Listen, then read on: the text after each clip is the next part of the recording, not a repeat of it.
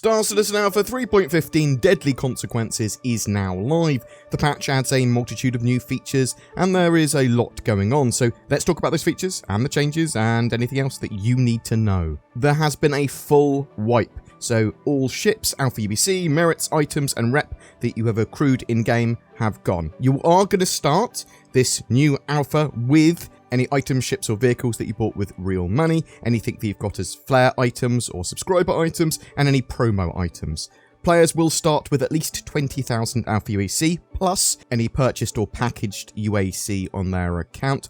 Also, players who participated in Xenothreat will get an additional 100,000 starting Alpha UEC. Let's quickly talk about what's new. There are new medical mechanics. Instead of dying in some situations, you go into a down state and can be revived with medipens or medical tools, which can be purchased from hospitals and clinics. Players will be able to put out an assist beacon when they are downed by holding M. There are now various status effects and injuries too that you will need the correct drugs to temporarily treat. To deal with those more permanently, you'll need to go to a medical facility or use a medical bed to treat those injuries. It's worth mentioning that the Tier 3 bed from the Cutlass Red is no longer a spawn point, but it can treat minor injuries. Clinics at stations, as well as the Carrack and 890 Jump, have Tier 2 beds, which can treat worse injuries than the Tier 3 ones, and hospitals have Tier 1, which are the best. Both Tier 1 and Tier 2 can be set as respawn points. You can use a terminal at these facilities to set them as your spawn point, or rent a room to heal injuries. It's worth getting yourself a med gun, purchasable at pharmacies at these hospitals and clinics. These are otherwise known as paramed medical devices. They do take ammo, so remember that as well. You can use these to heal people and revive them and change the drug balance in them so that you can treat all those injuries. You can also use it on yourself by pressing B when it's in your hands. You can't revive yourself, unfortunately. You do also have a blood drug level, which if it goes above 75%, then you're going to get basically drunk, and if it goes over 100%, you will pass out until it drops below. So be aware that you can basically be knocked unconscious from taking too many drugs and having that in your blood for too long. Researcher will just wake you up, though, and help clear your blood quicker. The new inventory system replaces the Personal Manager app, so you don't access your inventory via the Mobiglass anymore. You instead press I on the keyboard, and then you can interact with your personal inventory and local inventory of the location and or ship that you are currently standing in. You have to have a ship with internal space to be able to access its inventory. You will lose whatever you're carrying on you when you die. You can try to return to loot your body though, if you can get there quick enough. Your ship, when it explodes, it will leave all the sort of like items that you have put in it as a box next to it. Carry around with you what you think you may need with you. Pledge and promo items can also be lost when you die, so bear that in mind. You can get them back by doing a character reset, or with the next major patch they'll give those back. They are working on a solution for more long-term sort of recovery of those items, so they're not lost forever. You can track where all your ships and items are with the Knickknacks app on the Mobiglass. Also, it's worth mentioning the starting zone you choose, all your ships and items will start there, and planets will share their local inventory with their local space station. So that makes it a bit easier to move your stuff around for sure. You can purchase backpacks separately now too, though you can only wear a backpack of equal to or lighter weight than the armor you're carrying. So you can only wear light backpacks with light armor, but with heavy armor you could wear light, medium, or heavy. Bodies are fully lootable too, so that may tempt players to rob each other. There are also lootable boxes at some points of interest, and during the PTU phase, there were some very interesting items, some of which were only available in those boxes, so it is worth looting around and finding stuff. We have new missions too, focused around bunkers, lots of defense and assault, or get in, sneak in, get some boxes. There are even NPCs in some of those missions to assist you with some of them. There are little mini bosses, things like that. There are new missile turrets that have been added to defenses that you will find yourself up against or being protected by. Horizon has expanded out with new areas. Cousin Crow's Custom Craft, a ship part and customization shop, has sort of like been made accessible, as well as the Crusader showroom where you can buy some weapons and Crusader ships. As earlier as well, I said there are now hospitals accessible at Orison and New Babbage, and clinics on stations as well as Grimhex. The Hercules A2 and its bombs are in this patch. If you want to blow absolutely everything up on the ground, drop one of its bombs. You sort of win. Boom. The ship and some Hercules skins are on sale on the RSI website. The elusive 400i luxury exploration ship is also made real in 3.15. It's also on sale too. You may notice that the Gladius and Sabre have come up to gold standard. There are some tweaks to the lore system. You can pay off level 1 crime stats at fine terminals if you can get to them. Some areas don't like you being a criminal at all. There's server crash recovery in this patch. This basically snapshots your ship and cargo around every 3 minutes, it seems, and if the server crashes, you get a 30k with a server crash. Instead of losing all your stuff on that ship and going, oh, I have to recover my ship, you can now go to an ASOP terminal and recover that ship cargo intact. This makes cargo and general transport much less terrifying. Some other more minor features: Arena Commander has had a rework of the Broken Moon map. It's massive now, check it out. They've added some shield and component variants again, so customization is back on the table for that, though you do need your ship to be in the location that you are in to customize it because of the new inventory system. You'll notice some stats and meta changes too. There are some new suits of Caldara high pressure armor and the RRS light armor.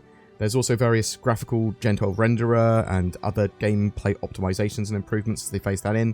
Let's talk about known issues though. So there are some known issues that you should know about. If you need a workaround, mostly try logging out, relaunching the launcher, and logging back in, coming back in the game. And that fixes a lot of them. You can also go to support.robotspaceindustries.com, which is very, very useful as it will list the latest issues and problems. Only certain planets like Kirsten and Microtech have areas to spawn ground vehicles. Port Olisar doesn't have a clinic. Things like this, they might be worth knowing. If your game crashes, you often have to relaunch the launcher. Repair, rearmor, refuel doesn't work sometimes at outposts. If you have Sonic Studio 3 and or Virtual Mixer, they will need to be fully uninstalled for the RSI launcher to properly function. There are join server as group issues. If you get infinite loading screens when you're trying to join a server as a group, then have one person from your group join a server and then all join on them. If your mobiGlass isn't functioning, try changing your character features in the main menu. If it's still not functional, a character reset might work. Ship claims aren't functioning sometimes. Again, reset your character if relaunching doesn't help and you are out of ships. There's sometimes an issue where you can't select a system in the menu, it's empty. Login troubles after a bed log out or infinite loading screens. Often these can be fixed by entering a game in Arena Commander. Constellations and their parasite ships despawn when you are 30 kilometers away from them, which is not ideal. Loadout service issues with insurance claims are an issue. Editing vehicles and ships are a problem that they are trying to solve, but can often be solved by relogging. There are some promos on at the moment if you're interested. There's a referral scheme on at the moment, so until the 1st of December, if anyone signs up using your Star Citizen referral code and they buy at least a $40 ship or package, then you both get a Cargo Argo with lifetime insurance. You can only earn one during the promo, and you actually get a few little flair items as well with it. The ship is not giftable, but you can upgrade it to another ship. It has an effective value of $35. So for that purpose, I suppose, it's a free lifetime insurance token, basically, with a little bit of a discount on a ship that you might want to buy at the Intergalactic Aerospace Expo, for example. There's also 15% off Tobii Eye Tracker 5s. You can get these by using the code PATCH315 until the 14th of November. If you're interested, check my links down below. I'll try to link to that. There are also some events up and coming. So the Intergalactic Aerospace Expo starts on the 19th of November and is one of the biggest events of the year for the game. From its start until the 1st of December, yet-to-be players will be able to try the game for free. Pretty much every ship will be rentable to try with different manufacturers, taking the expo hall at New Babbage, Microtech every day. There are also a whole load of ships on sale and lots to see. This will also see 3.15.1 released when the Intergalactic Aerospace Expo goes live, which also plans to bring the Redeemer as well as the Ares, Ion and Inferno heavy fighters. We will see easy anti-cheat here, along with maybe some new cloud tech for other planets like Microtech that they've been showing off.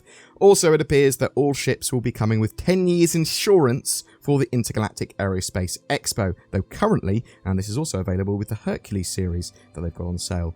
boom! That's it for Star Citizen 3.15 and what's going on with that today. Finally, it is live. Also, it's worth mentioning that Cloud Imperium are testing Windows 11 and its performance and stability currently, so make sure to be extra active on the Issue Council if you are running that OS, and if you do get problems, report them on the Issue Council. It does sort of help everyone. I'll be getting a performance guide and sort of Star Citizen best practices video and known issues and how to avoid them up in the next few days. There were things like turning off the diagnostic data in Windows settings can actually help with performance issues, things like that, so we'll talk about that in a bit more detail. And if you want to go through a 3.15 tutorial and quick start guide, I have one on my channel. Go check that out. It's relatively in-depth. Please take care, guys, and I'll see you in the verse. It's November, and that means, yes, you're right, it's NordVPN season. All those delicious Nords are collected together to make the finest VPN that I shill for on my channel. Not only is NordVPN delicious, but it also protects. Check out the links below to get fantastic discounts, or go to nordvpn.com/BoredGamer. Do you dream of being at the controls of your spaceship in real life? Well, now you sort of can with Game Glass. It turns touchscreen devices into diegetic controllers for Star Citizen, and you can get the basic software free. Check it out in the links below. Every month we have a ship giveaway as well. This time it's for a Mercury Starrunner, a multi-crew ship that will let you do a bit of everything in-game now. Or at least most things. Lots of things in-game now. In the future it might allow you to do smuggling and data running too. All you need to do to be in for a chance of winning that is comment on any of my videos during November. More details down below. If you'd like to further support the channel, please consider clicking the join or thanks button under my videos, or even becoming a Patreon. You get some cool stuff to show that you're a true supporter of mine and Zin's art, some exclusive polls, ways of shaping the channel, some exclusive videos, all that sort of jazz too. Thanks for watching, and I hope to see you in the verse.